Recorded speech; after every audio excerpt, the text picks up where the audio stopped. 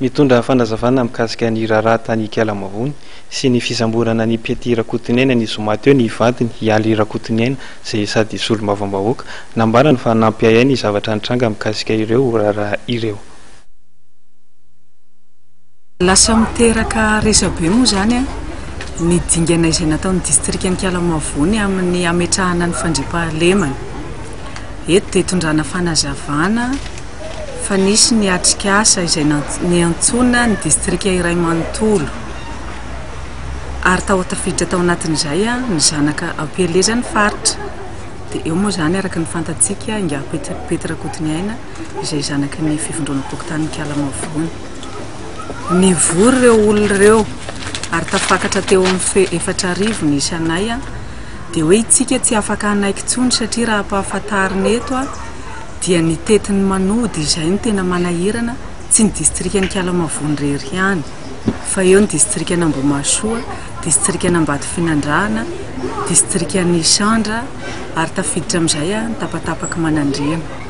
Tamin'izay zany zahay dia hoe itsika tsy afaka anaiky tsony ny halatra izay ataon'ireo faritra manodidina ireo fa hampiseho an'izay atao hoe firaisankinatsika izay.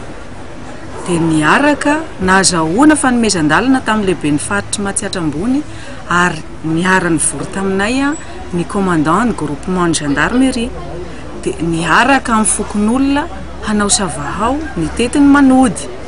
Eto dia lazaiko miresaka ny avy any amin'ny distrikany Ambatofinandrana hoe nisy ny herisetra, nisy ny fanolanana, nisy ny fandrobana izay nataon'ireo vahoaka ireo. Tsy marina tompoko izany. Ary eto dia lazaiko amintsika fa tao anatin'ny nisehoany izay tranga izay dia nisy 9 lahy nalaina avy any Fenorivo avy any Kialamavony amin'ny distrikany Ambatofinandrana ary amin'izao tsika miteny izao dia efa navotsitra ireo olona ireo. Proof zany ilazana fa tsy misy proof ahafahana milaza fa nanao an'izay heliko izay zareo. Etsy andaniny ihany koa taorinan'izay tamin'ny herinandro lasa dia nilazaina fa hoe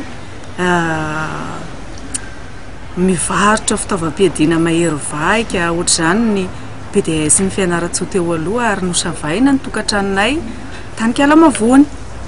Ary antsika moa farany teo fa dia nisy ny fanamborana izay nitondrana azy tany amin'ny gendarmerie. Nolazaina ihany koa fa resaka fitrandrana vatosoa indray.